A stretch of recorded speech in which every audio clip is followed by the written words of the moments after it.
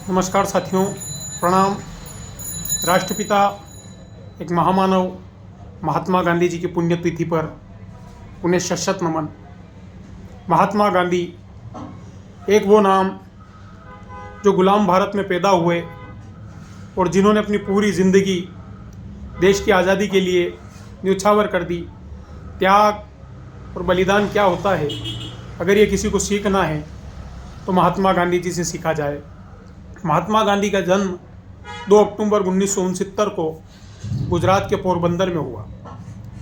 गुजरात में जन्मे महात्मा गांधी ने विदेश से बैरिस्टर की पढ़ाई की और जब उन्होंने देश को गुलाम देखा, देश में भेदभाव देखा, देश में छुआछूत देखा, तो उन्होंने अपनी बैरिस्टरी छोड़ करके अपनी पूरी ज़िंदगी इस देश के नाम कर दी और आखिरी तक अंग्रेज़ों से लड़ते रहे।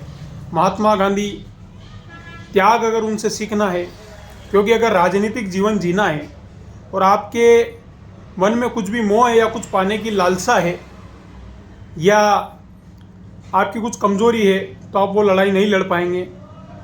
धन संपत्ति सारा छोड़ा ही छोड़ा, गांधी जी ने अपने वस्त्र भी छोड़ दिए और एक लंगोट और एक दुपट्टे में पूरी ज़िंदगी निकाली उन्होंने, जो कि एक बैरिस्टर था जो काला कोट पहनकर विदेशों में वकालत कर सकते थे, लेकिन उन्होंने भारत की आज़ादी के लिए सब कुछ छोड़ दिया।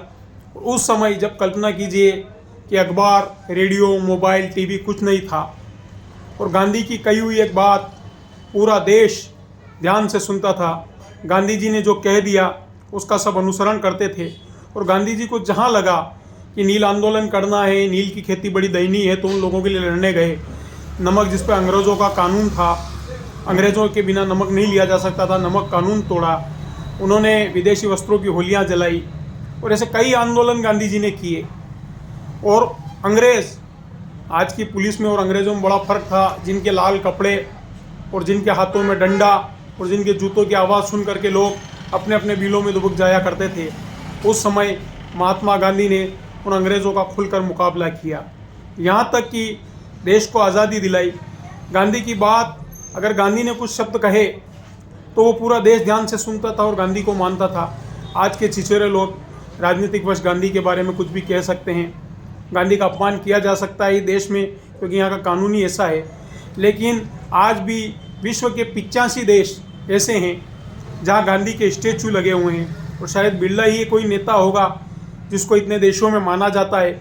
यहाँ तक कि जिस ब्रिटेन, जिस लंदन के हम गुलाम थे, वहाँ की संसद में भी गांधी जी और वहाँ की कई जगहों पर गांधी जी के स्टैचू लगे हुए हैं और वहाँ आज भी गांधी को जीने के लिए और गांधी को जानने के लिए वहाँ के नेता लोग प्रयासरत रहते हैं। ऐसे महात्मा गांधी जिन्होंने बिना किसी हथियार के हमें आज़ादी दिलाई, आज़ादी की लड़ाई लड़ी, ऐसे गांधी जी, दीदी जी ने हमें आज़ादी, बिना खड़ग बिना ढाल, साबरमती के संत तूने कर दिया कमाल। साबरमती के ऐसे लाल की आज पुण्यतिथि है।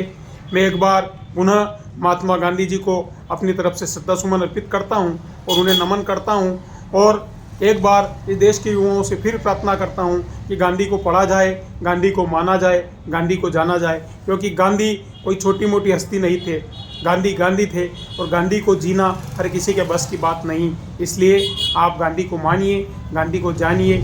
गाली देना बहुत आसान है, लेकिन गांधी बनना बहुत मुश्किल है। ऐसे गांधी जी को एक बार पुनः प्रणाम, पुनः श्रद्धासुमन अर्पित करता हूँ।